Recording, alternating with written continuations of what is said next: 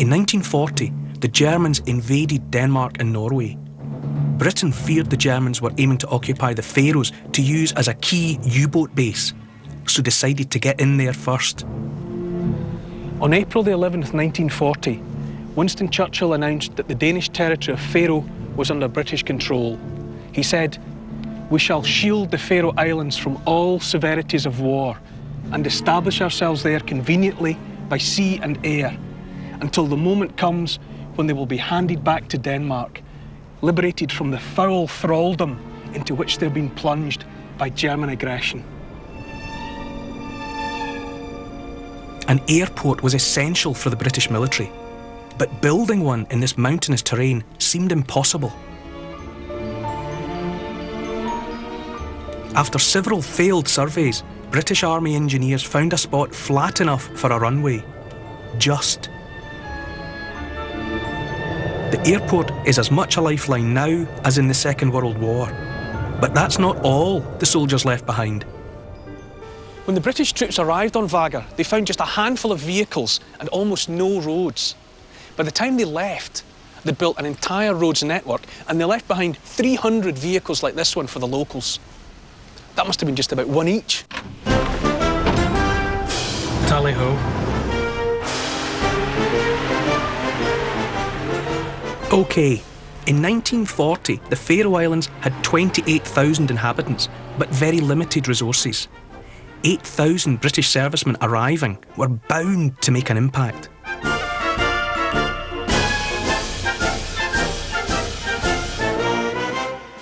Over there, on the flat ground of the modern village, that was the camp. So Nissen huts, canteens, barracks, all the paraphernalia of camp life. This is the site of a huge gun emplacement. These are the ammunition stores. So you get a sense from the size of these just how big the guns were. The men here were guarding something pretty important. This inauspicious building, barely touched for 60 years, could hold a clue as to what that importance was. It's a garage now, the usual petrol and diesel fumes and tools and things. Up there, a couple of empty offices, don't know what they're for, but locals hereabouts will tell you this was a sector headquarters for the Battle of the North Atlantic. And look, there's Norway, there's Iceland, and there's the vast black emptiness of the North Atlantic. Although operations in the Atlantic were monitored from the Faroes, the troops stationed here didn't see much direct action. But the story of the British occupation isn't about buildings. There's something less tangible, but much stronger. There was a meeting of minds, island people encountering and understanding other islanders, and some very special relationships blossomed.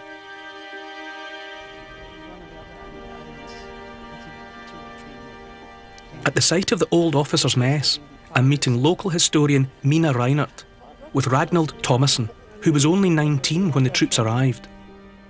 What was it like to suddenly have hundreds or thousands of British troops here, British men here? What did it do to the atmosphere of the island? Yeah.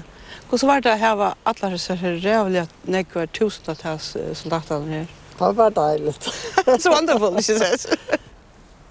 What about, special friendships, with the troops? Ja, badjan som hadde viner.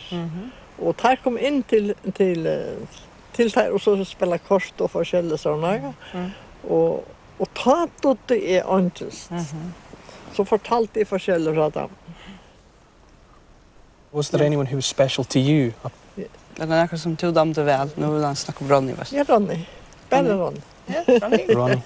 Bare Ronny. Yeah. This is Ronny. Ragnhild's fiancé it was at the time. They were together for 1 year and she got a baby by him. But he left before the baby was born. He went to France. He was an ambulance driver and he was killed in D-Day. Oh dear. The British and Faroese cemented their relationship in other ways too. the Faroese fishing fleet played a vital role in feeding the British during wartime shortages. In fact, a fifth of all the fish we ate was landed by the Faroese fishing fleet, often at great risk. In March 1942, 21 Faroese fishermen from Vagar were killed by a German U-boat, leaving their children fatherless. The children of the village, of course, they looked upon the British soldiers as kind of father figures. How strange for these young British men that had gone away to war to find themselves cast in the role of being fathers for these kids. Yeah, but they were very good to them. They always brought them chocolates and things, you know, and took care of them. People remember the war. They remember what went on here. They remember the kindness of the soldiers. And I suppose the soldiers also remember the kindness of the Faroese people here. They helped them and they helped each other, you know. Many of the soldiers were from Scottish regiments, probably with some sympathy for the rigours of island life. Some wholeheartedly embraced the traditional struggle to survive, and that included whaling. Hunts like this, where boats herd whales into the shore, only died out in the Scottish Islands about 100 years ago. On the Faroe Islands, they still hunt whales today. The community wants to preserve the tradition of harvesting the bounty of their seas, despite the objections of the wider world.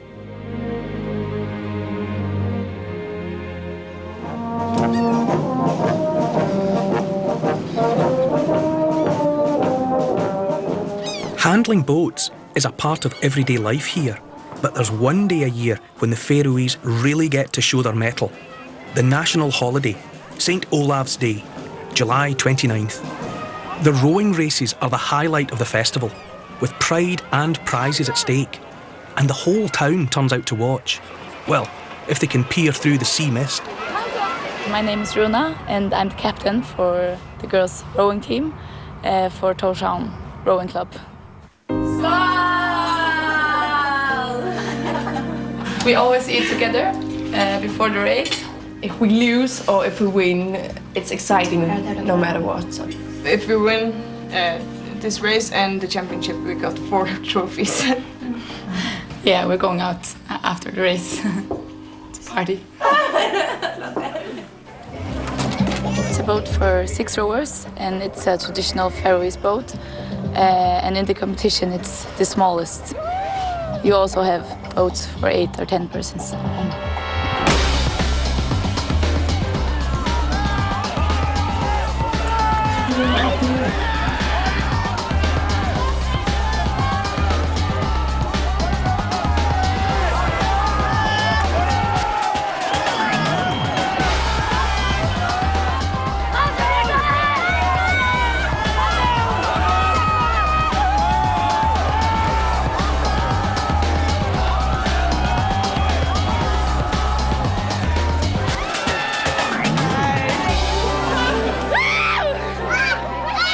Champions are triumphant again.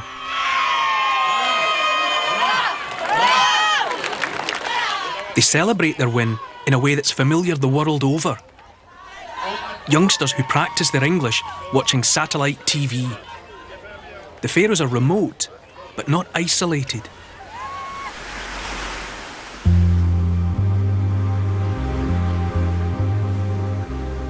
But connections with the original Viking settlers are never far away. And the seafarers who arrived here in 800 AD struggled to make a home on these barren, unforgiving rocks. Clinging to the coast for food and transport, slowly settlements were established. Something is striking about many of the houses here today. Camouflaged under a layer of turf, these dwellings reveal their age-old origins.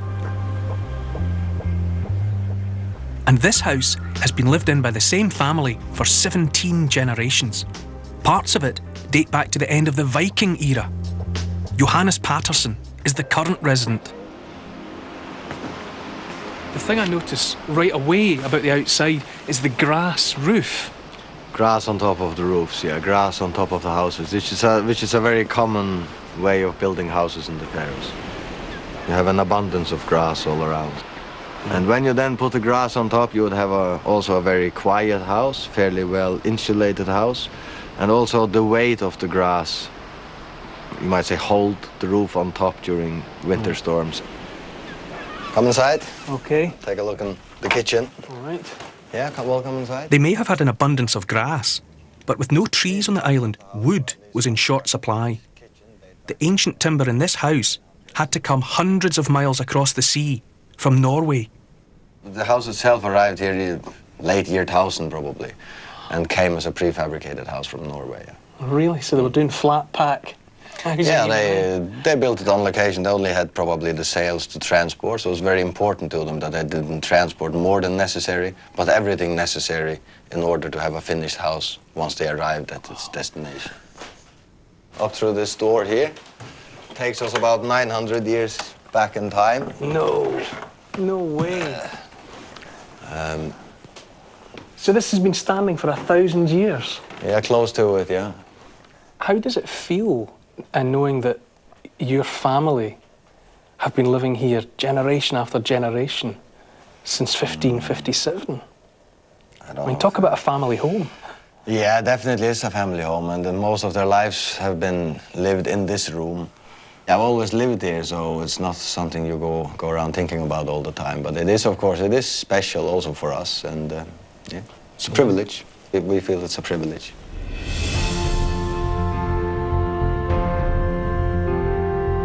The privilege of being an island people. And for over 1,000 years, the Faroese have toiled hard just to cling on to this precarious land. The daily chore of getting enough to eat, the isolation yet kinship of a tiny group of islands so far from the rest of the world. This really is life on the edge. If you've got a romantic idea about island life, then a visit to the Faroe Islands, especially on a day like today with the rain and the low cloud and the mist, then you get a sense of the bigger picture. It is starkly beautiful, but it's a struggle as well. There is a good life to be had here, but it's a life made of tough decisions, hard choices. It's about being pragmatic. And perhaps more than anything else, it's about being prepared to take full advantage of everything that the land and the sea and the sky have to offer. Next time, we're going even further. That globe on that little island marks the start of the Arctic Circle. In Norway, there's no getting away from those Vikings. And we discover our surprising connection to the incredible landscape of the fjords. As an amateur geographer, this is one of the most exciting days of my life! Join us for Expedition Norway.